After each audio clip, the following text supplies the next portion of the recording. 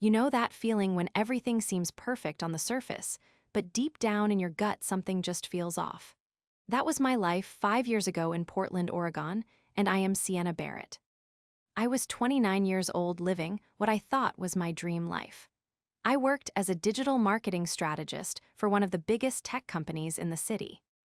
My days were filled with campaigns and analytics and creative strategies that actually made a difference for our clients. I had worked so hard to get where I was, and I was proud of myself. But the best part of my life, or so I thought, was coming home every evening to my fiancé Marcus. We had been together for 3 years and engaged for over a year. Marcus was this charming guy who worked in finance, and he had this smile that could light up a room. When he proposed to me on a weekend trip to Cannon Beach, I thought I had found my forever person. Our relationship had always been built on trust and openness. We were that couple who never felt the need to hide anything from each other. Our phones were never locked with passcodes. If Marcus needed to use my phone to look something up, he would just grab it, and I would do the same with his. There was no jealousy, no suspicion, no drama. We talked about everything from our dreams to our fears to what we wanted to name our future kids. I genuinely believed we had something special, something real. We lived together in this cute apartment in the Pearl District, with exposed brick walls and big windows that let in all that beautiful Oregon light even on the rainy days. Our life together felt like it was on track. We had picked out a wedding venue, we had talked about honeymoon destinations, and we had even started looking at houses to buy together. But then things started to change in ways that were so subtle at first that I almost convinced myself I was imagining them. It started about 6 months before everything fell apart. Marcus became distant in small ways. He would come home from work, and instead of telling me about his day like he used to, he would just say it was fine and then disappear into his phone. We used to cook dinner together, almost every night, laughing and talking and sharing a bottle of wine.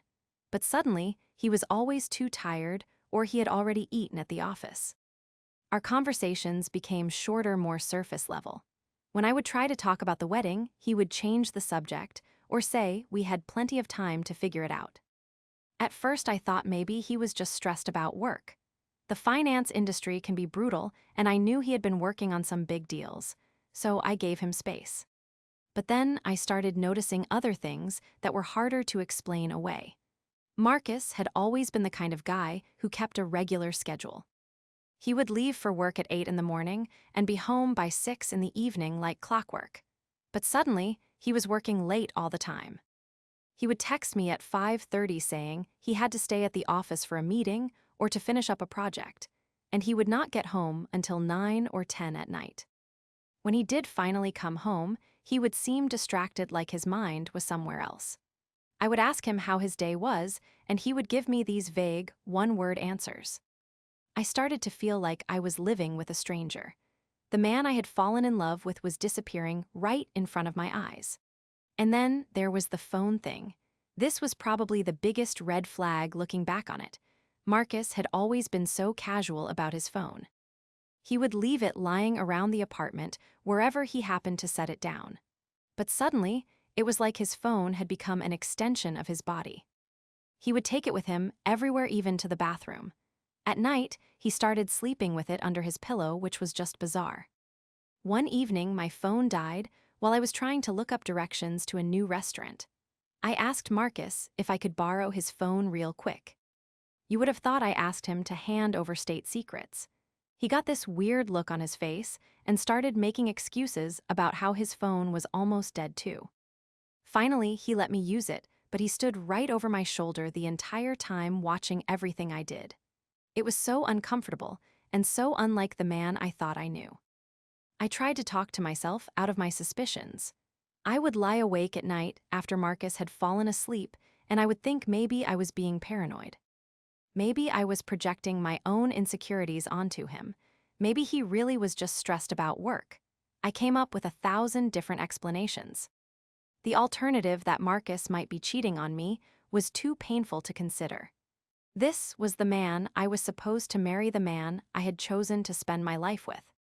But my best friend Chloe, who had known me since college, could tell something was wrong. We met for coffee one Saturday morning at our favorite spot. I finally broke down and told her everything. I told her about the late nights at work, about the phone guarding, about how distant Marcus had become. Chloe listened without interrupting, and when I was done, she reached across the table and squeezed my hand. She told me that I was not crazy. She said that, in her experience, when someone starts acting shady-like, that there is usually a reason. But neither of us knew what to do about it. I could not just accuse Marcus of cheating without proof. What if I was wrong? What if I destroyed our relationship over my own paranoia? I felt stuck. Then one Tuesday afternoon, everything changed. I was at work sitting in a meeting when my phone buzzed with a text from Chloe.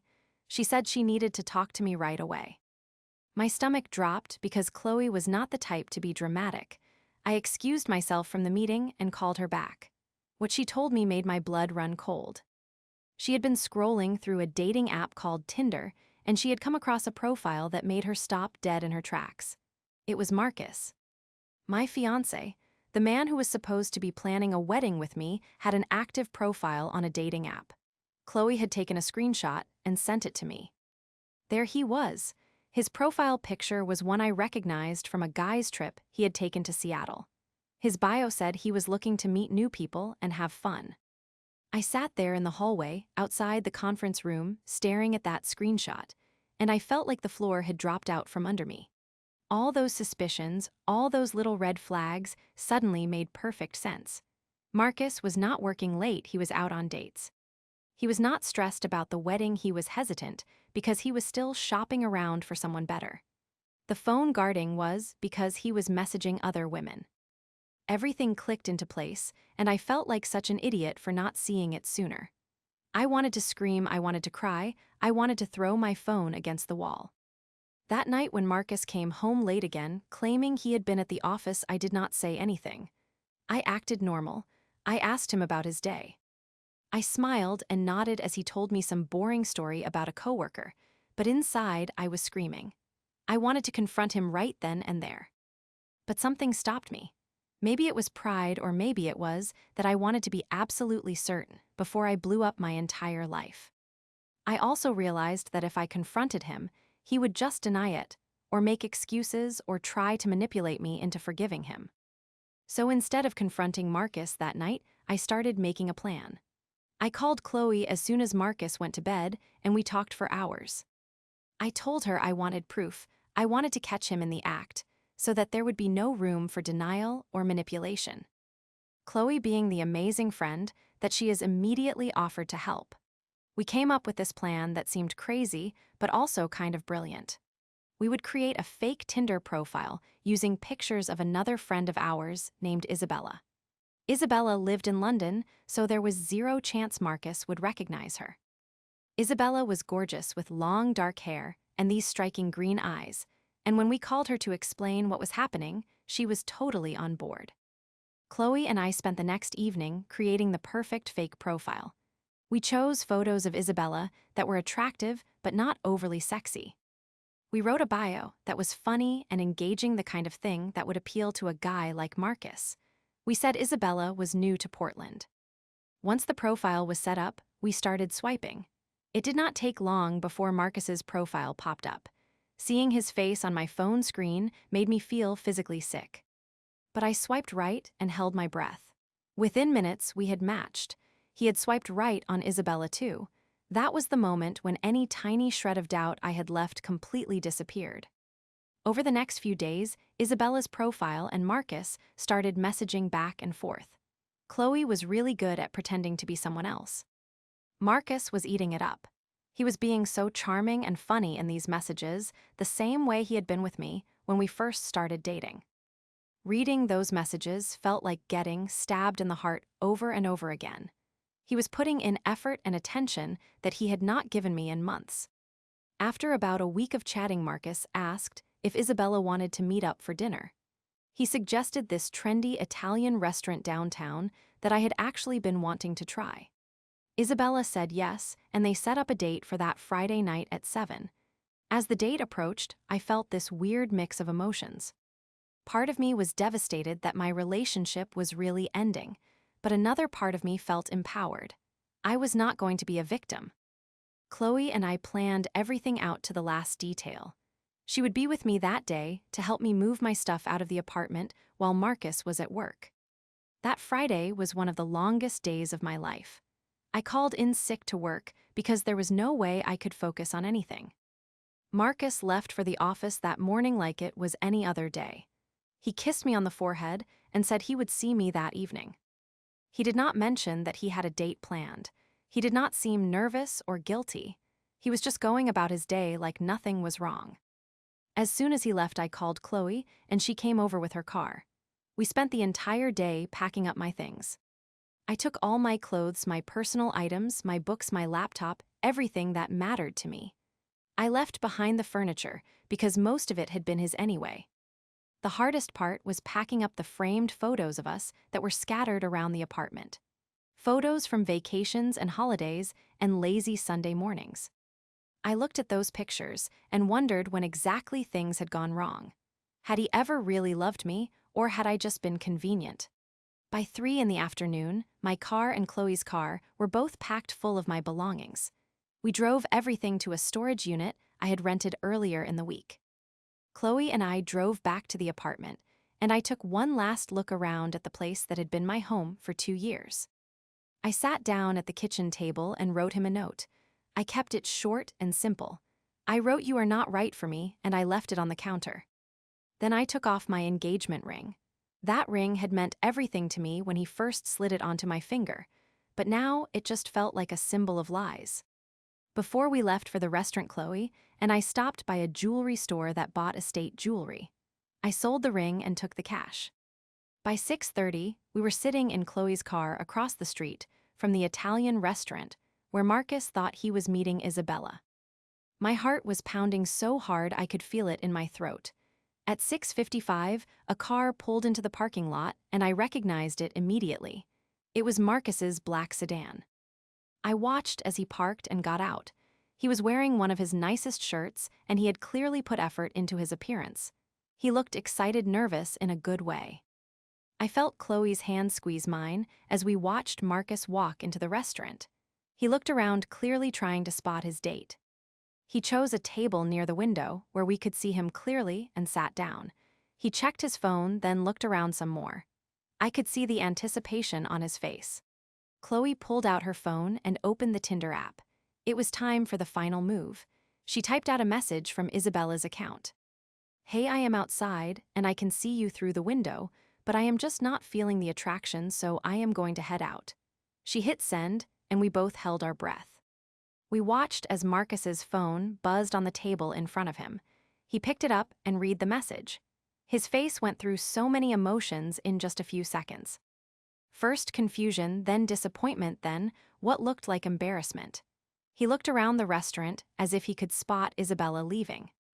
After about 5 minutes, Marcus put some cash on the table and stood up. He looked frustrated and defeated as he walked out of the restaurant. We waited until he drove away before we started laughing. It was not a happy laugh, exactly more like a release of all the tension and anger and hurt. Chloe drove me to my parents' house in Eugene, and I spent the entire drive alternating between laughing and crying. My mom was waiting up for me when we got there, and she just hugged me without asking any questions. It felt good to be surrounded by people who loved me. That night, I blocked Marcus on everything. I blocked his number, I unfriended him on all social media, I blocked his email address. The next few days were brutal. My phone was blowing up with calls from numbers I did not recognize. Marcus was using his friends' phones to try to reach me. He left voicemails that went from confused to angry to desperate. He wanted to know where I was and what he had done and why I left. But I did not respond to a single message. My friends started texting me saying that Marcus had been contacting them asking if they knew where I was. But here is the thing, I never told him exactly what he did. I never mentioned the Tinder profile or the fake date or any of it. My note had just said, "You are not right for me." That ambiguity was intentional. I wanted him to wonder. I wanted him to drive himself crazy. In the weeks that followed, I slowly started putting my life back together. I found a cute one-bedroom apartment in the Hawthorne district of Portland. It was smaller than the place I had shared with Marcus, but it was mine and mine alone. I decorated it exactly how I wanted without having to compromise. I threw myself into my work and actually ended up getting a promotion. My boss noticed the difference and rewarded me for it. I started going out with friends, more doing things I enjoyed, like hiking in the Columbia River Gorge and trying new restaurants and going to concerts. I realized that in my relationship with Marcus, I had lost touch with a lot of the things that made me happy. I had forgotten to live in the present. My friends were amazing during this time. Chloe especially was there for me every step of the way. She helped me move and listened to me vent. But I would be lying if I said it was easy. There were nights when I would lie in bed in my new apartment and feel overwhelmingly sad. I mourned the future I thought I was going to have. I mourned the person I thought Marcus was. Losing that was painful, even though I knew leaving was right. About 2 months after I left Marcus, I ran into one of his coworkers at a coffee shop. She told me that Marcus had been a mess at work. Apparently, he was constantly distracted and his performance had taken a hit.